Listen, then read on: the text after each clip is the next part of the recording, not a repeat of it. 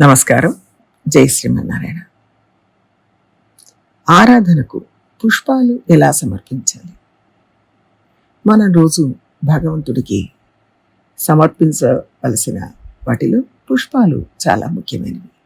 పత్రం పుష్పం ఫలంతోయం యో మే భక్త్యా ప్రయచ్చతి తదహం భక్త్యుపహృతం అస్నామి పరైతాత్మనః అని శ్రీకృష్ణుడు భగవద్గీతలో చెప్పాడు.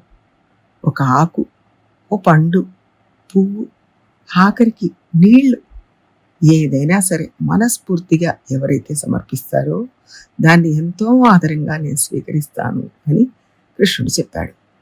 మన ఆళ్వార్లు, ఆచార్యులు చాలామంది ఎంతో ఇష్టంగా పుష్ప కైంకర్యం చేశారు. ముఖ్యంగా పెరియాళ్వారు చేశారు, తొండరడిప్పడి ఆళ్వారు చేశారు, ఇంకా ఎందరో చేశారు. ఇది దోషమే లేని కైంకర్యం, లోపమే లేని కైంకర్యం. గోదాదేవి తిరుప్పావిలో తూమలర్ తూవిత్తోదు వాయినాల్ పాడి మనత్తినాల్సిందిత్తు అని పాడింది. మంచి పువ్వులను మాల కట్టలేకపోతే అలాగా ఉత్త విడిపూలను సమర్పించైనా సరే నోటితో నామాన్ని కీర్తించి మనసులో చింతన చేస్తే చాలు అని చెప్పింది. ఎటువంటి పువ్వులను భగవంతుడికి సమర్పించాలి? మన ఇళ్లల్లో పెంచుకున్న చెట్ల పువ్వులనే సమర్పించాలా, లేక కొన్న పువ్వులనే సమర్పించవచ్చా అని మనకు సందేహం వస్తుంది. తులసిని ఇంట్లో పెంచుకోవడమే ఉత్తమం. చల్లని వాతావరణం అయితే తులసి తట్టుకోలేదు. ముఖ్యంగా దేశాల్లోని శీతల ప్రాంతాలు తులసికి అనుకూలం కాదు. అక్కడ తులసి పెరగదు. అందుకని అక్కడ ఇళ్లల్లోనే పెంచుకోవచ్చు. మన వాతావరణానికి చక్కగా పెరుగుతుంది. మనకి ఇంట్లో పెంచుకునే అవకాశం ఉంటే ఇంట్లో పెంచుకోవడం మంచిది. అపార్ట్మెంట్స్లో ఉన్న వాళ్ళకి చోటు ఉండకపోవచ్చు, ఇంట్లో పెంచుకోవడం కష్టం కావచ్చు. అలాంటప్పుడు బజార్లో కొనుక్కున్నా తప్పులేదు. మన ఇంట్లో పెరడు ఉంటే మాత్రం పూల చెట్లు పెంచుకోవడం ఉత్తమం. మల్లెలు, జాజి, పారిజాతం, సన్నజాజి, ఇంకా అనేక రకాల రంగులు, వాసనలతో కూడిన పూలను ఇంట్లో పెంచుకుంటారు. వీటిని తక్కువ స్థలం ఉన్నా కూడా పెంచుకోవచ్చు. ఇంకా మరువం, దవనం, ఇవన్నీ కూడా పెంచుకోవచ్చు. ఆ పూలు రోజు భగవంతుడికి సమర్పించవచ్చు.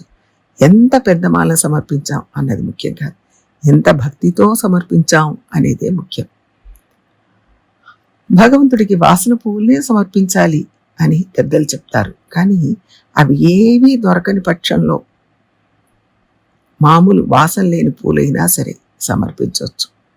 అది ప్రేమగా సమర్పిస్తే ఆయన అభిమానంతో తీసుకుంటాడు. మనమే మొక్కల్ని పెంచి పూలు కోసి మాల కట్టి సమర్పిస్తే చాలా ఉత్తమం.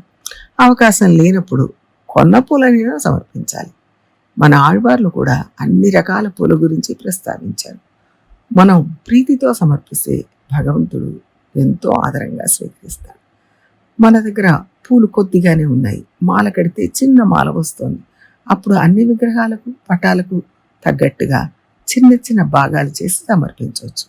ఒకవేళ మనకు మాల కట్టేటంత సమయం లేదు, అప్పుడు విడిపూలనైనా సమర్పించాలి. ఇప్పుడు ఎక్కడ చూసినా దారంతో మాలలు కడుతున్నారు. ఒకప్పుడు అంతటా నారతోనే కట్టేవాళ్ళు. ఇప్పటికీ పెద్ద పెద్ద పుణ్యక్షేత్రాల్లో నారతోనే మాలలు కడుతున్నారు. ముఖ్యంగా గజమాలలు కట్టడానికి నారు చాలా అవసరం. అందుకోసం ఆయా దేవాలయాల్లో అరటి తోటను కూడా పెంచడం చూస్తుంటాం. ఇప్పటికీ శ్రీరంగంలో మొదలకవి తోట అని ఉంది.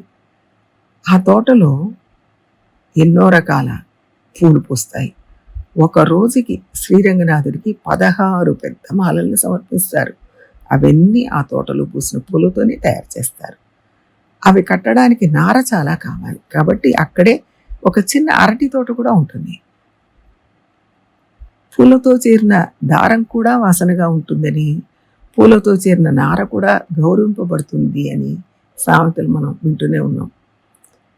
ఇలా పూలను సమర్పించడం వల్ల భగవంతుడు సంతోషిస్తాడు. భగవంతుడికి ఆరాధన సమయంలో రోజు ప్రసాదం, చందనం, పుష్పం తప్పనిసరిగా సమర్పించాలి. ప్రయత్నం చేద్దాం. జై శ్రీమన్నారాయణ.